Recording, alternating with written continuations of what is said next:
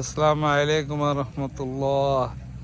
এককালে খরস্রোতা বারাসিয়া নদীটি এখন মৃত খালে পরিণত হয়েছে। প্রমত্ত পদ্মা নদী থেকে উৎপত্তি হয়ে পাংশা উপজেলার ভিতর দিয়ে এঁকে বেঁকে মধুখালী পর্যন্ত এই নদীর নাম চন্দনা। পরবর্তীতে এই নদী বারাসিয়া নাম ধারণ করে সাতর বোয়ালমারী উপজেলার মধ্য দিয়ে প্রবাহিত হয়ে গোপালগঞ্জ জেলার কাশিয়ানী উপজেলার মধ্য দিয়ে মধুমতি নদীর সঙ্গে সংযুক্ত হয়েছে।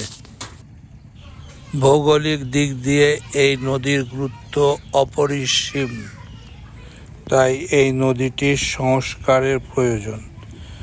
এই নদীটির সংস্কার হলে আন্তঃজেলা কৃষি পণ্য সামগ্রী সস্তায় পরিবহনের একটা বিকল্প পথ উন্মোচিত হবে ইনশাআল্লাহ।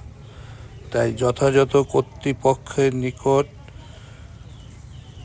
আবেদন, তারা যেন এর সংস্কারের দিকে দৃষ্টি প্রদান করেন। এখানে উল্লেখ থাকে যে নদীটির দৈর্ঘ্য 125 কিলোমিটার এবং এর গড় প্রস্থ 40 মিটার। আল্লাহ হাফেজ। আসসালামু আলাইকুম রহমতুল্লাহ।